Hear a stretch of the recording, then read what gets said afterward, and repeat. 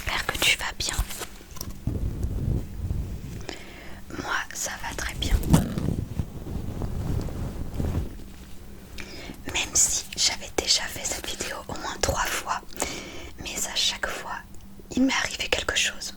Soit mon ordinateur ne reconnaissait plus mon micro, soit c'était mon enregistreur, enfin le logiciel que j'utilise pour l'audio qui ne fonctionnait pas. Il y avait toujours un truc, alors j'espère que cette fois, je croise les doigts, mais j'espère que cette fois ça a fonctionné.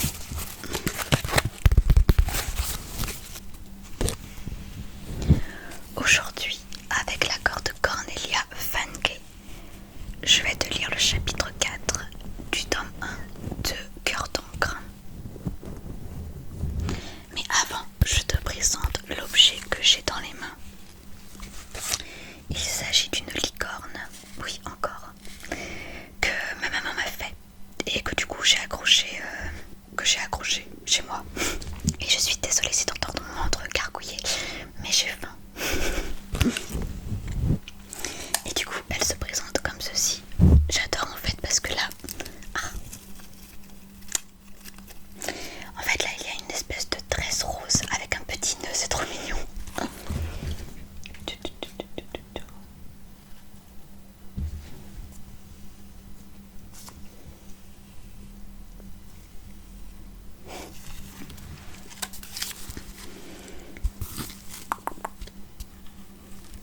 Et du coup, pour l'accrocher, elle m'a fait ça.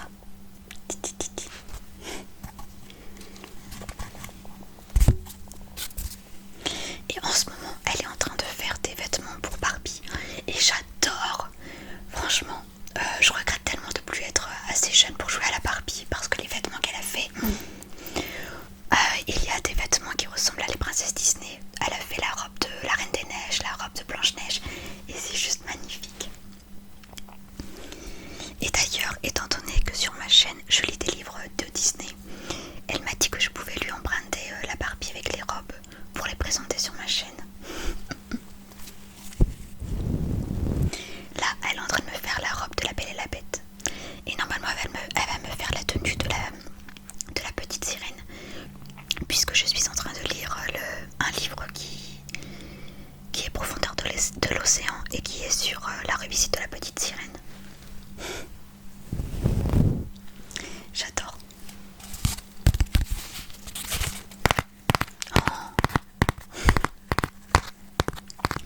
Sinon, pour en revenir à Cœur d'encre, la dernière fois je t'ai lu le chapitre 3 où Mo et Meki devaient aller vers le sud. D'ailleurs c'était le titre du chapitre. Ils devaient aller vers le sud pour rejoindre une de leurs tantes, enfin une tante de Meki qui n'apprécie pas spécialement les enfants. Et pour avoir lu le chapitre 3 fois d'affilée, j'adore la tante. Elle est trop géniale. Et du coup, moi et Meki devaient aller vers le sud. Sauf que Doigt de Poussière s'est invité dans le voyage avec sa petite fouine qui s'appelle Queen. C'est une fouine. Je sais plus. Parce que du coup, en fait, la fouine est tirée d'un monde fantastique.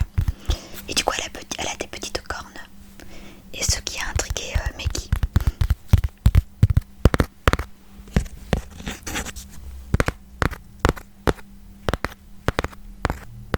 Et je suis trop contente. Mes ongles les repoussent enfin. Parce que du coup, la dernière fois que je les ai eus longs, ils se sont tous cassés. Donc pour faire de l'ASMR, c'était vraiment pas top.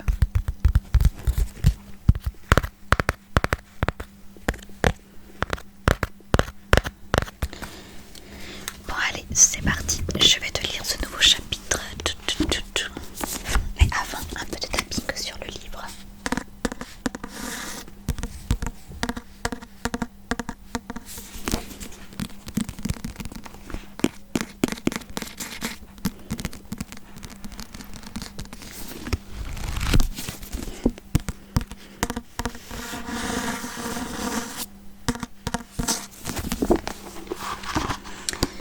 Alors,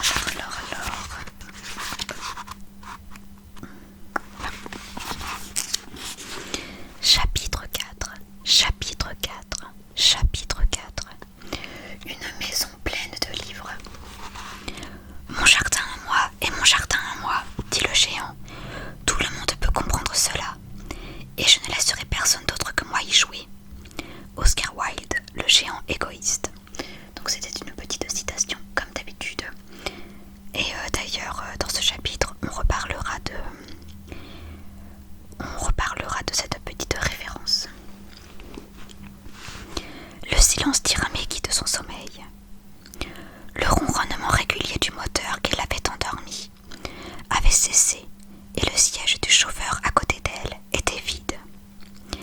Maggie mit un certain temps à se rappeler pourquoi elle n'était pas dans son lit. Une multitude d'insectes étaient collés sur le pare-brise et la camionnette était arrêtée devant un portail en fer. Un portail impressionnant avec des pointes brillantes d'un éclat mat. Avec ses pics, on avait l'impression qu'il attendait que quelqu'un essaie de sauter par-dessus et vienne s'y empaler. Cette vision rappelait à Maggie une de ses histoires préférées, celle du géant égoïste qui ne voulait voir aucun enfant entrer dans son jardin. En lisant cette histoire, elle s'était imaginé un portail exactement comme celui-ci. Mo était sur la route avec doigts de poussière. Maggie descendit et courut les rejoindre. À droite, la route longeait un versant couvert de végétation qui tombait à pic sur la rive d'un grand lac. Les collines, de l'autre côté, émergeaient de l'eau comme si des montagnes s'y étaient noyées. L'eau était presque noire. Le soir tombait, projetant ses reflets sombres sur les vagues. Dans les maisons qui longeaient la rive, les premières lumières s'allumaient comme des vers luisants ou des étoiles tombées du ciel. « C'est beau, hein ?» dit Mo en passant son bras autour des épaules de Maggie. « Toi qui adores les histoires de brigands, tu vois ce château en ruine là-haut. Une bande de brigands à la terrible réputation y a habité. Il faut que je demande à Elinor. Elle connaît toutes les histoires sur le lac. » Maggie acquiesça en appuyant sa tête contre l'épaule de Mo. Elle était si fatiguée qu'elle en avait le vertige, mais pour la première fois depuis leur départ, le visage de Mo avait perdu un peu de son air soucieux. « Où habite-t-elle » demanda-t-elle en réprimant un bâillement. « Quand même pas derrière le portail avec les pics. »« Mais si, c'est l'entrée de son domaine, pas franchement accueillant, hein ?» Mo se mit à rire et fit traverser Maggie. Elinor est très fière de ce portail. Elle l'a fait fabriquer sur mesure, d'après l'illustration d'un livre. Une illustration du jardin du géant égoïste, murmura Maggie, tout en observant les barreaux de fer harmonieusement entrelacés. Le géant égoïste. Mo se mit à rire de nouveau. Non, je crois que c'était une autre histoire, même si celle-ci irait bien avec Elinor. De chaque côté du portail, il y avait de hautes haies avec des ronces qui empêchaient de voir ce qui se trouvait derrière. Même à travers les barreaux en fer, Maggie ne put rien découvrir de prometteur, hormis de grands massifs de rhododendrons qui dissimulaient une allée de gravier. On dirait que c'est une tente plutôt riche, non ? Lui chuchota doigt de poussière à l'oreille. Oui, Elinor est assez riche, dit Mo en éloignant Maggie du portail. Mais elle finira sûrement ruinée car elle dépense tout son argent pour des livres. Je crois que si le diable lui proposait en échange le livre qu'elle cherche, elle lui vendrait son âme sans hésiter. Et d'une secousse, il ouvrit le lourd portail. « Qu'est-ce que tu fais ?» demanda Maggie, affolée. « Nous ne pouvons pas entrer comme ça. » Il y avait en effet une pancarte sur laquelle on pouvait lire « Propriété privée, défense d'entrée ». Pour Maggie, cela n'était pas très engageant, mais Mo se mit à rire. « Ne t'inquiète pas, répondit-il en continuant d'ouvrir. Seule la bibliothèque est protégée par une alarme. Les gens qui franchissent le portail, elles s'en moquent. On ne peut pas dire que ce soit une femme peureuse. Et de toute manière, elle n'a pas beaucoup de visites. »« Et les chiens ?» demanda Doigt de poussière en regardant le jardin inconnu d'un air inquiet. Un portail pareil faisait penser à des chiens méchants, gros comme des veaux. Mo secoua la tête. « Elinor a horreur des chiens, » expliqua-t-il en se dirigeant de nouveau vers la camionnette. « Et maintenant, montez. » La propriété d'Elinor ressemblait plus à une forêt qu'à un jardin. Derrière le portail, le chemin faisait un virage comme s'il voulait prendre son élan avant de grimper la pente. Puis il se perdait au milieu des sapins sombres et des marronniers qui le longeaient de si près que leurs branches formaient un tunnel. Maggie se disait qu'il n'en finirait jamais quand, soudain, les arbres s'écartèrent. Le chemin déboucha sur une place couverte de gravier, entourée de parterres de roses bien entretenus. Un break gris était stationné sur le gravier devant une maison qui était plus grande que l'école que Maggie avait fréquentée pendant l'année. Elle commença à compter les fenêtres, mais ne tarda pas à y renoncer. C'était une très belle maison. Cependant, elle était aussi peu accueillante que le portail à l'entrée de la propriété. Peut-être le crépi ogre paraissait-il sale en cause du crépuscule. Et peut-être les volets verts étaient-ils déjà fermés à cause de la nuit qui s'annonçait derrière les montagnes environnantes. Peut-être. Mais Maggie aurait parié que même dans la journée, on ne les ouvrait que rarement. La porte d'entrée en bois sombre n'était guère engageante, et presque involontairement, Maggie mit sa main dans celle de Mo. Doigt de poussière lui suivit. Hésitant, son vieux sac à dos sur l'épaule, dans lequel Gwyn devait encore dormir. Mo s'avança vers la porte avec Maggie, et Doigt de poussière resta quelques pas en arrière, observant d'un air inquiet les volets fermés. Comme s'il soupçonnait la maîtresse de maison de laisser pied derrière l'une des fenêtres. Près de la porte d'entrée, il y avait une petite fenêtre grillagée, la seule qui ne se cachât pas derrière des volets verts. Dessous était accrochée une pancarte avec cette inscription: « Si vous avez l'intention de me faire perdre mon temps pour rien, passez votre chemin. » Maggie jeta à Mo un regard inquiet, mais il lui fit une grimace pour l'encourager et sonna. Maggie entendit la cloche retentir dans toute la maison. Pendant un moment, il ne se passa rien. Seule une pie surgit des massifs de rhododendrons qui poussaient autour de la maison, et quelques moineaux grassouillés se dépêchèrent de picorer dans le gravier des insectes invisibles. Maggie était en train de leur lancer quelques miettes de pain qu'elle avait dans la poche de sa veste, quand, tout d'un coup, la porte s'ouvrit. La femme qui apparut sur le seuil était plus vieille que Mo, nettement plus vieille, bien que Maggie ne soit jamais sûre quand il s'agissait de deviner l'âge des adultes. Son visage lui fit penser à un bulldog, mais cela tenait plus à l'expression qu'au visage lui-même. Elle portait un pull gris souris sur une jupe gris cendre, un collier de perles autour d'un cou qui lui rentrait presque dans les épaules, et, aux pieds, des pantoufles comme celles que moi et Maggie avaient dû enfiler dans un château qu'ils étaient allés visiter. Elinor avait des cheveux gris qu'elle avait remontés en chignon, mais des épingles dépassaient un peu partout, comme si elle l'avait fait à la hâte. Elinor ne devait pas être du genre à passer des heures devant la glace. « Sapristi, Mortimer, pour une surprise, c'est une surprise !» s'exclama-t-elle, sans se répandre en grand bonjour. « D'où viens-tu comme ça ?» Elle avait une voix bourrue, mais à l'expression de son visage, on voyait qu'elle était contente de voir Mo. « Bonjour Elinor, » dit Mo en posant sa main sur l'épaule de Maggie. « Tu te souviens de Maggie ? Elle a bien grandi, comme tu peux voir. » Elinor lança à Maggie un regard furtif et agacé. « Oui, je vois. Mais c'est le propre des enfants de grandir, non ? Et si je me souviens, je ne vous ai pas revu, toi et ta fille, au cours des dernières années. Que me vaut l'honneur inattendu de votre visite ? As-tu décidé d'avoir enfin pitié de mes pauvres livres ? » ?»« Exactement, » répondit Mo en hochant la tête. « Une de mes commandes a été repoussée. Une commande pour une bibliothèque. Tu sais que les bibliothèques manquent toujours d'argent. » Maggie le regarda, troublée. Elle ne le savait pas capable de si bien mentir. « Cela s'est fait si vite que je n'ai pas eu le temps de confier Maggie à quelqu'un. C'est pourquoi je l'ai amenée. Je sais que tu n'aimes pas les enfants, mais Maggie ne laisse pas de traces de confiture dans les livres et n'arrache pas non plus de pages pour y envelopper des grenouilles mortes. »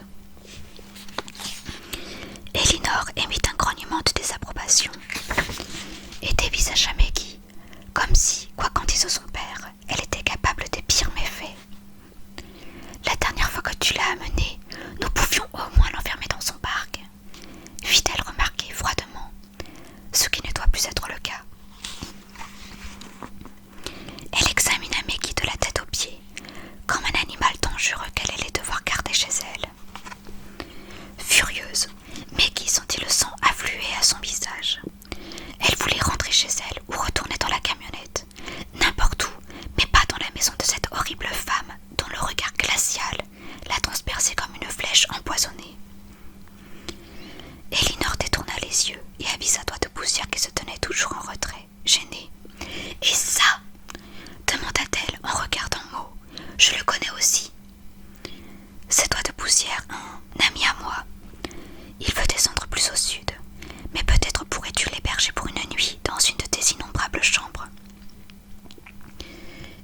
croisa les bras.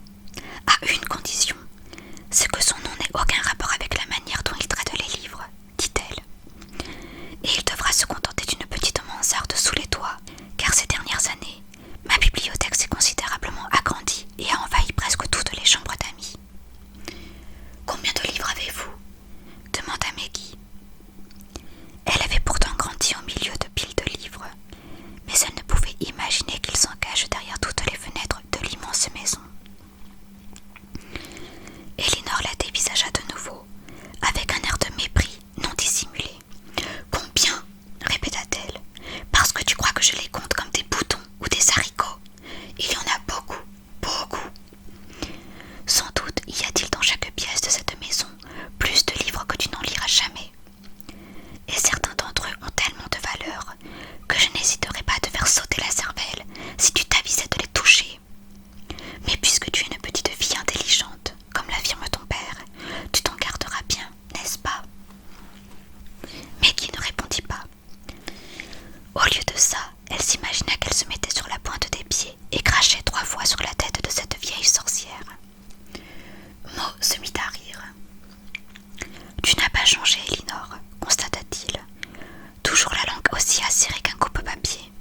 Mais je te préviens, si tu fais sauter la cervelle de Maggie, je ne donne pas cher de tes livres chéris. » Les lèvres d'Elinor s'arrondirent en un minuscule sourire. « Bien répondu, dit-elle en s'écartant du passage. Apparemment tu n'as pas changé non plus. Entrez, je vais te montrer les livres qui ont besoin de tes services, et quelques autres. » Maggie avait toujours pensé que Mo possédait beaucoup de livres.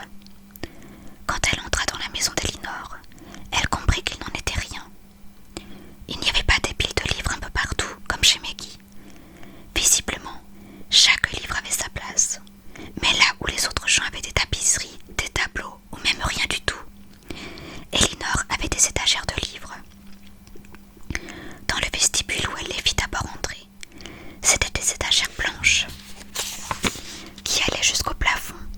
Dans la pièce qu'ils traversèrent ensuite, elles étaient noires comme le carrelage au sol, de même que dans le couloir qui suivit. Ceux-ci se sont accumulés au cours des années, déclara Elinor d'un geste dédaigneux, en passant devant les dos des livres serrés les uns contre les autres. Ils n'ont pas de valeur particulière. La plupart sont de médiocre qualité, rien d'extraordinaire. Si un jour, certains petits doigts ne pouvaient s'empêcher d'en prendre un, cela n'aurait pas de conséquences sérieuses, ajouta-t-elle, en lançant à Maggie un regard furtif. À condition que ces mêmes doigts, une fois leur curiosité satisfaite, remettent chaque livre à sa place, sans y laisser de marque-page dégoûtant. À ces mots, elle se tourna vers Mo en disant « Tu me croiras si tu veux, mais dans un des derniers livres que j'ai acheté, une édition originale du 19e siècle, j'ai trouvé une tranche de salémy séchée qui avait servi de marque-page. » Maggie ne put s'empêcher de rire, ce qui lui valut naturellement aussitôt un regard peu bienveillant. « Ce n'est pas drôle, mademoiselle !» lança Elinor. « Il est arrivé que des livres parmi les plus magnifiques qui aient jamais été imprimés disparaissent. Tout ça parce qu'un idiot de marchand de poissons en avait déchiré des pages pour envelopper ces poissons nauséabonds. Au Moyen-Âge, des milliers de livres ont été détruits parce qu'on fabriquait des semelles de chaussures avec leur cuir ou que l'on faisait chauffer des bains de vapeur avec leur papier. Ces incroyables infamies avaient beau avoir été commises il y a des siècles. En les évoquant, Elinor suffoquait. « Bon, laissons cela, dit-elle, sinon je m'énerve et ma tension est déjà beaucoup trop forte. » Elle s'arrêta devant une porte. Sur le bois blanc était peinte une encre autour de laquelle s'enroulait un dauphin. « C'est l'enseigne d'un célèbre imprimeur, » leur expliqua Elinor, en caressant du doigt le bout du nez du dauphin. « Idéal pour l'entrée d'une bibliothèque, n'est-ce pas ?»« Je sais, » dit Maggie. « Aldus Manutius, il vivait à Venise. Il a imprimé des livres qui étaient juste assez grands pour entrer dans les sacoches de ses clients. »« Ah bon ?» Elinor fronça les sourcils, visiblement agacée. « Je ne savais pas. En tout cas, je suis l'heureuse propriétaire d'un livre qu'il a imprimé lui-même en 1503. »« Vous voulez dire qu'il vient de son atelier ?» corrigea Maggie. « Bien sûr, c'est ce que je veux dire. » Elinor toussota et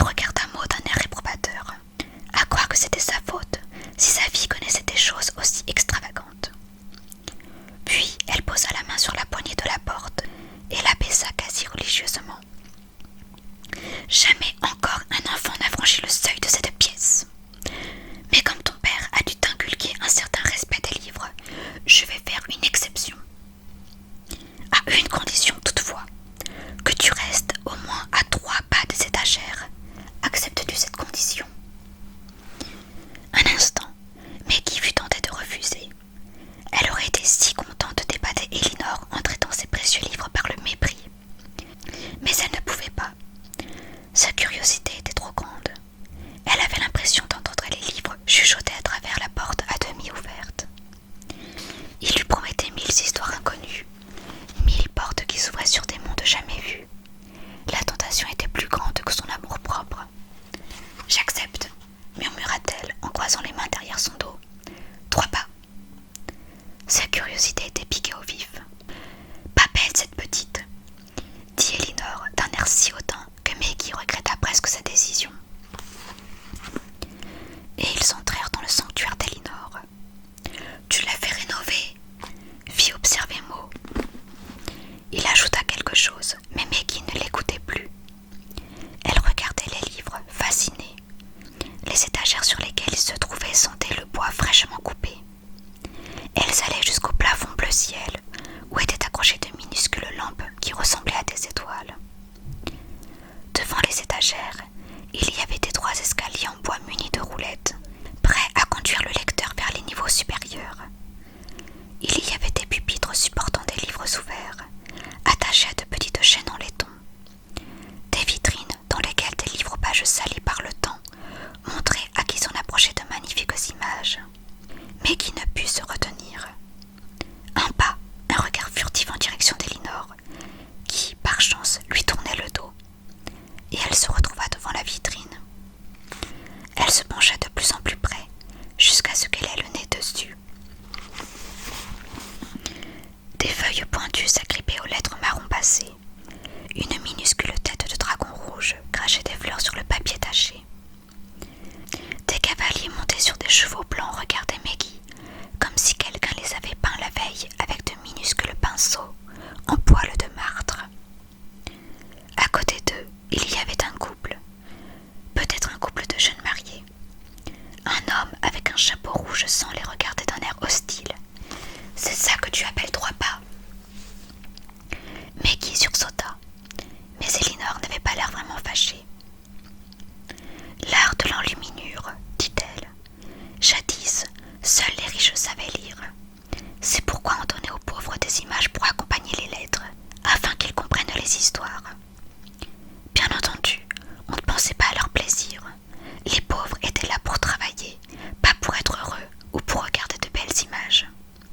Ceci était réservé aux riches. Non, on voulait ainsi les éduquer. C'était généralement des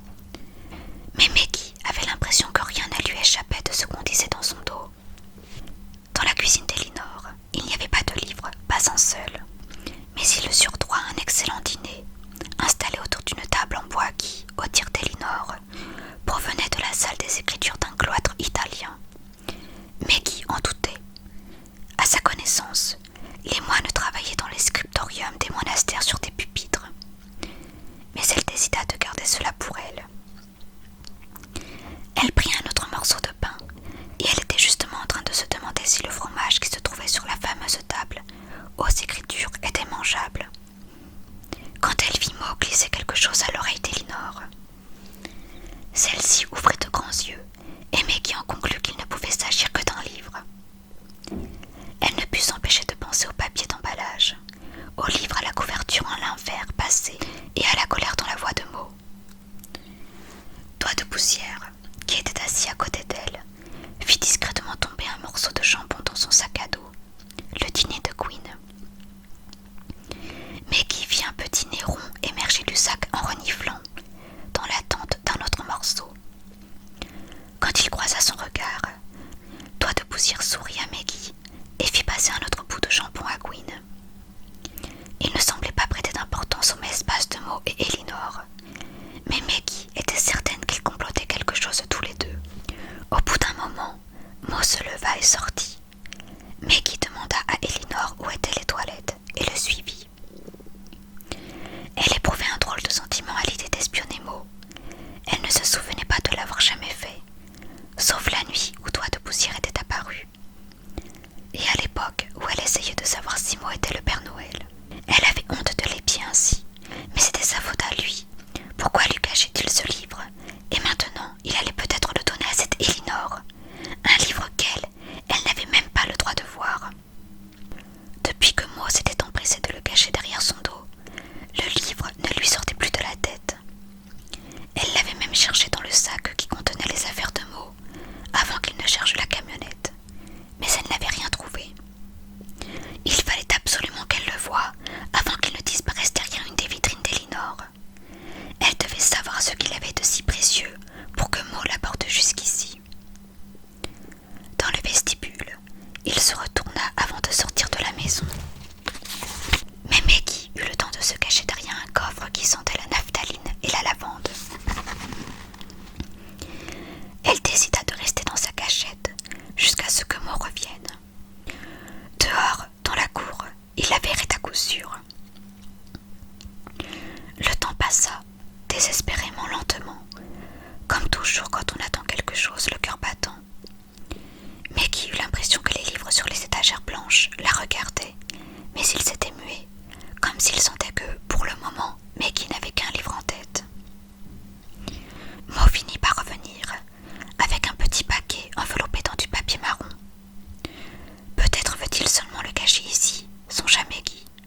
Ou peut-on mieux cacher un livre qu'au milieu de 10 000 autres? Oui, Mo allait le laisser ici et il rentrerait chez eux.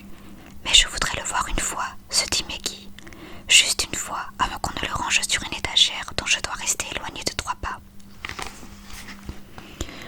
Mo passa si près d'elle qu'elle aurait pu le toucher, mais il ne remarqua rien.